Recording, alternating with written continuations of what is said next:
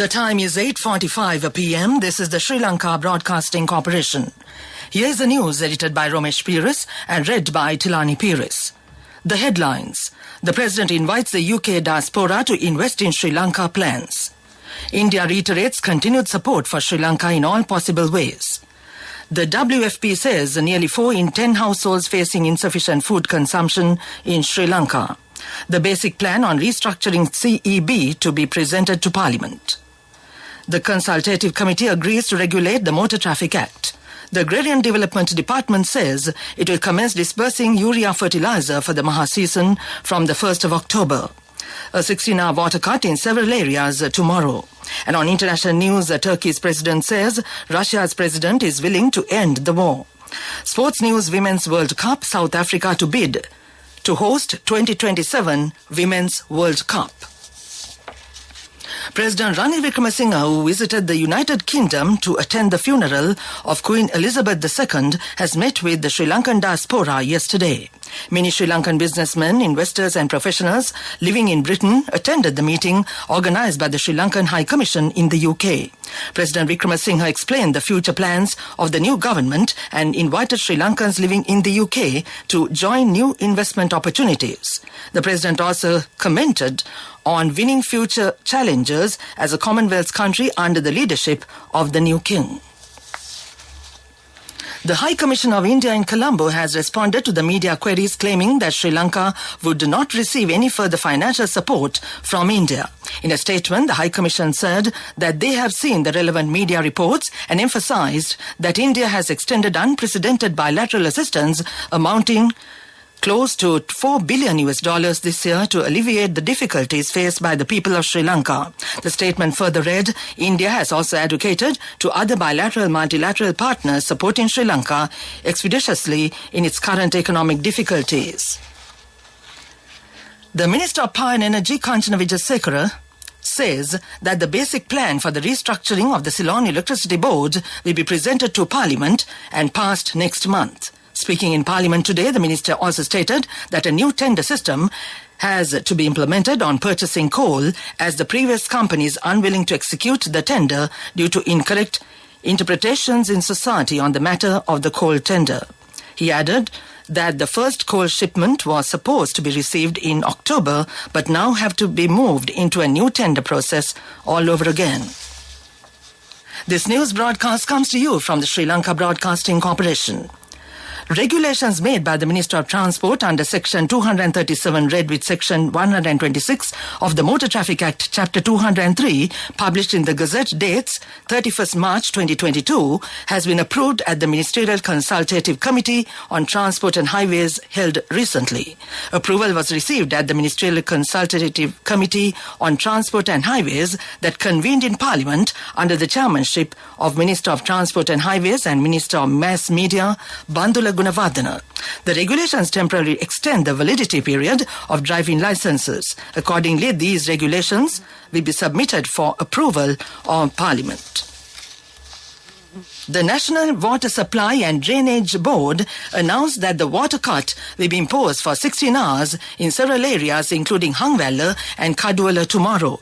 Accordingly, the water cut will be effective for areas of Hangwala, Kahena, Jaltara, Ranavala, Kaduala, Mapitigama and Dompe. The Water Board said the water supply will be interrupted for 16 hours from 8 a.m. tomorrow. The NWSDB further mentioned that the water cut is being imposed due to the cleaning activities of the underground water tank at Labugama Water Treatment Plant. That ends the local news for now.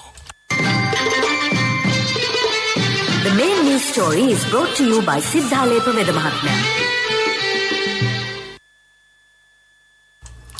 The World Food Programme says that Sri Lankans are being forced to rely on coping strategies to keep food on the table.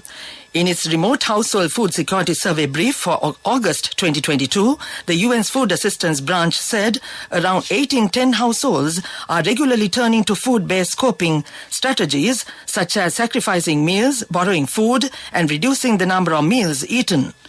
It also noted that more than one-third of Sri Lanka's population is food insecure amid the country's worst economic crisis since its independence in 1948. That was the main news story. The main news story was brought to you by Siddhalepa Vedamahatmya.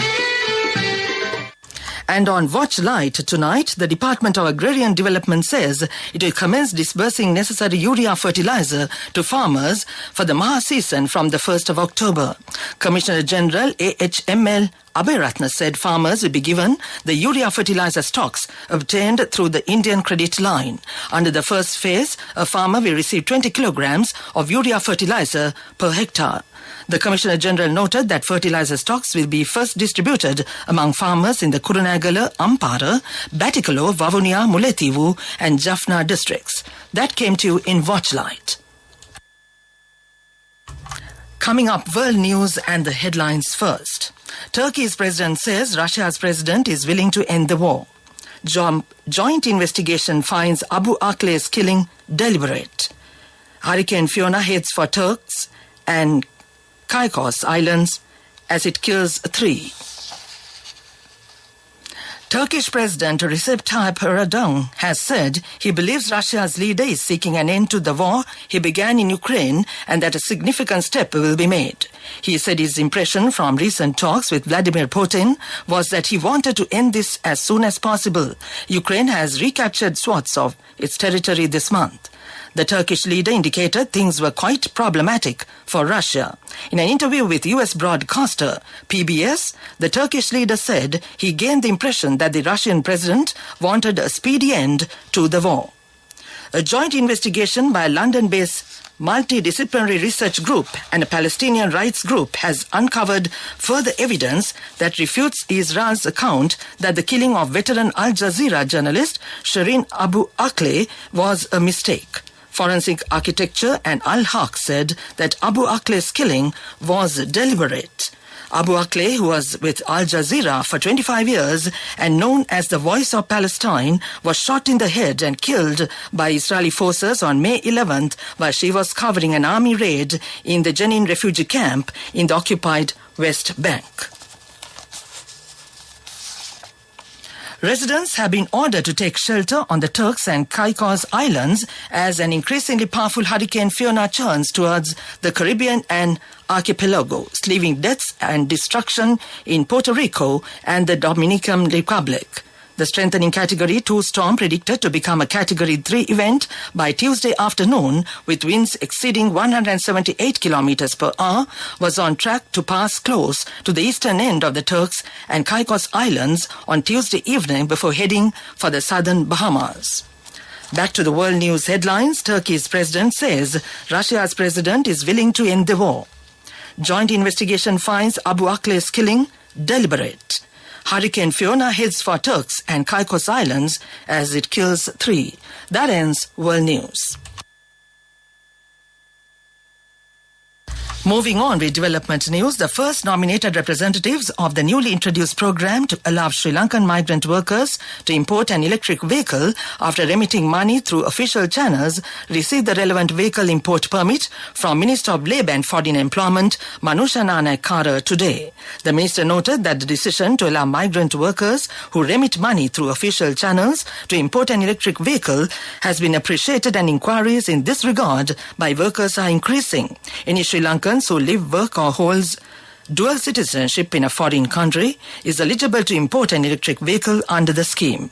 That came to you in Development News. Sports News is brought to you by... With many values that bind us beyond the transaction, we are Sampath Bank. We present your future. Sports News. Football Women's World Cup. South Africa will bid to stage the 2027 FIFA Women's World Cup, hoping to bring the event to Africa for the first time.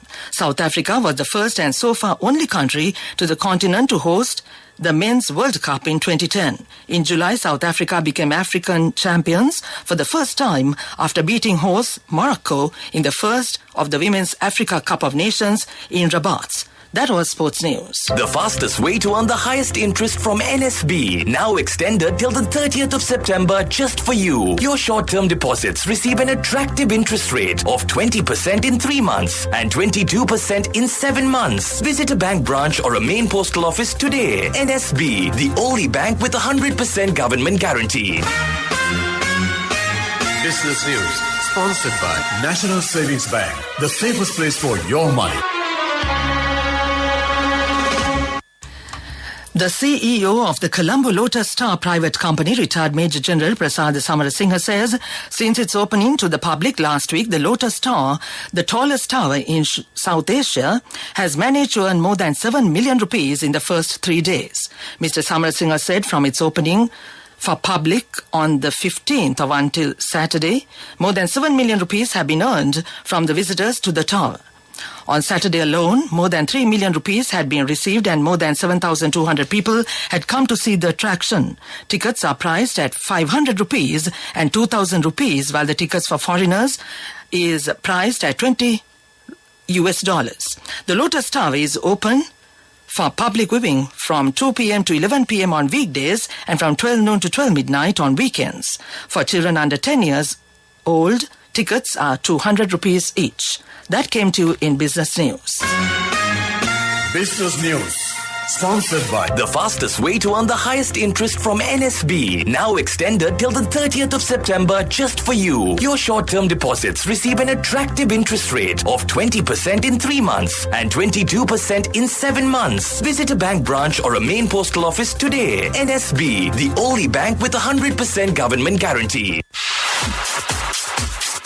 Economic News, courtesy of Saving money isn't easy when you have responsibility. That's why we promise to give you the best returns and guarantee on your investment. LOLC Finance Fixed Deposits. Maximize your savings. LOLC Finance PLC, incorporated on the 13th of December 2001, is rated SLA stable by ICRA Lanka Limited and is licensed by the Monetary Board of the Central Bank of Sri Lanka under the Finance Business Act number 42 of 2011. And on economic news, the income earned from the tourism industry in the first 8 months of this year, according to the Central Bank of Sri Lanka, the income earned from the tourism industry in August alone is $67.9 million, and the income earned in the previous 7 months is $825 million. Accordingly, Sri Lanka's income from the tourism industry in the first 8 months of this year is $892.8 million. Compared to last year's income, the tourism industry has been able to increase this year's income due to the increase in the number of foreign tourists. That came to in economic news. LOLC Finance is taking the power of innovation to the next level, winning 5 golds at the Technovation Awards 2022, leading the digital revolution with cutting-edge interbanking digital payments. LOLC Finance claims the overall gold award, whilst also claiming an extraordinary victory in digital banking. LOLC Finance will continue to innovate with the next generation digitalization of financial services, delivering a superior customer experience.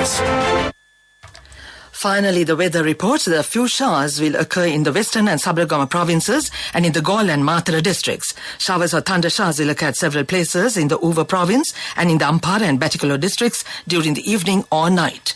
The general public is kindly requested to take adequate precautions to minimize damages caused by temporary localized strong winds and lightning during thunder showers. And now to end this news broadcast, the main points once again. The President invites the UK diaspora to invest in Sri Lanka plans. India reiterates continued support for Sri Lanka in all possible ways. The WFP says nearly 4 in 10 households facing insufficient food consumption in Sri Lanka. The basic plan on restructuring CEB is to be presented to Parliament. The Consultative Committee agrees to regulate the Motor Traffic Act. The Agrarian Development Department says it will commence disbursing urea fertilizer for the Maha season from the 1st of October. A 16-hour water cut in several areas tomorrow. And on international news, Turkey's president says Russia's president is willing to end the war.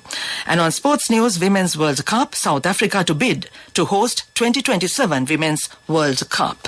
And that ends this news broadcast.